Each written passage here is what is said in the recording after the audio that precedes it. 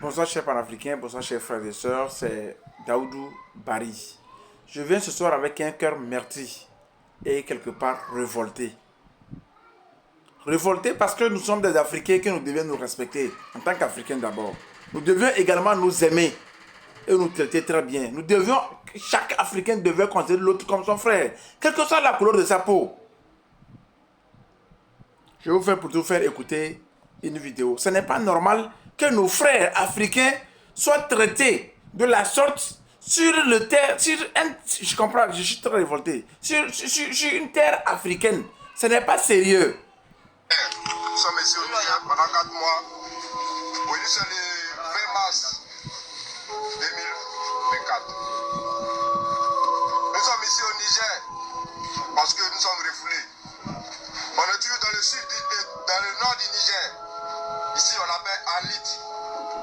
Ici, les Ivoiriens sont maltraités. On ne mange pas bien. Et ici, il y a plusieurs des nationalités qui sont refoulées. Ils sont ici, au Niger. Donc, ce que me dit le gouvernement de la Côte d'Ivoire. Vous avez compris, il y a plusieurs nationalités. Et tout simplement parce qu'ils sont allés chercher de l'argent.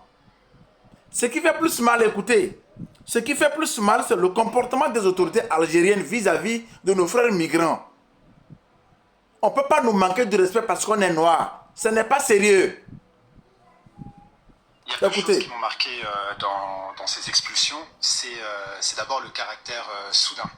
C'est-à-dire, on parle de gens, ce sont des migrants africains qui étaient en Algérie, certains depuis quelques mois, certains depuis plusieurs années. Tous travaillaient. On dit des migrants africains qui sont en Algérie. L'Algérie n'est pas, les Algériens ne sont pas des Africains. Soit dans la rue, dans un restaurant, au moment où ils déjeunaient. Ça pouvait être également à leur domicile, les policiers qui arrivent, qui frappent à la porte, qui les embarquent aussitôt. Mais également très souvent justement sur leur lieu de travail. Ils nous parlent d'une véritable chasse à l'homme. Et une fois qu'ils ont été arrêtés, ils sont déportés vers un centre de refoulement à 1900 km au sud d'Alger, depuis lequel ils sont ensuite déportés vers le Niger. 1900 km. La deuxième chose qui m'a frappé dans ces récits d'expulsion, c'est le fait que les policiers algériens leur confisquent à chaque fois leur argent et leur téléphone. Les téléphones, c'est très important pour les migrants. C'est avec ça qu'ils restent en contact. Vous comprenez? Avec leur réseau. La police les attrape pour les expulser, pour aller les jeter au désert, leur retire leur argent et leur téléphone. Ça, c'est suicidaire.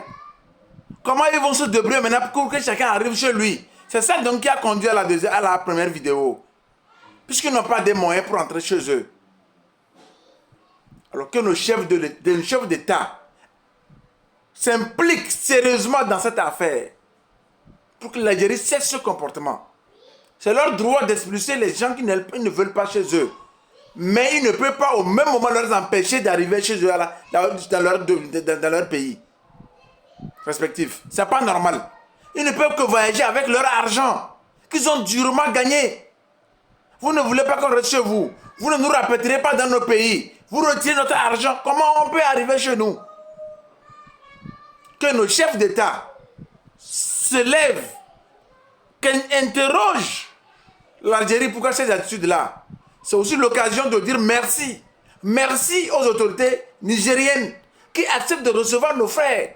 Puisque c'est de tous les pays qu'on vient les jeter là-bas. Le Niger est obligé de les recevoir. Même s'ils disent qu'ils ne mangent pas bien, il a fallu qu'on les reçoive et qu'ils restent dans un milieu et qu'ils puissent se débrouiller, qu'ils puissent faire leurs vidéos. Il faut dire merci au président nigérien, merci aux autorités nigériennes, merci à la population nigérienne, merci au peuple nigérien.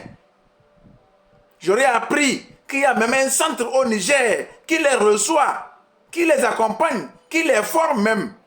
Je reviendrai ici vous envoyer les photos des vidéos pour l'effort que l'État nigérien fait pour accompagner nos frères migrants que l'Algérie vient déverser, on dirait, les déchets.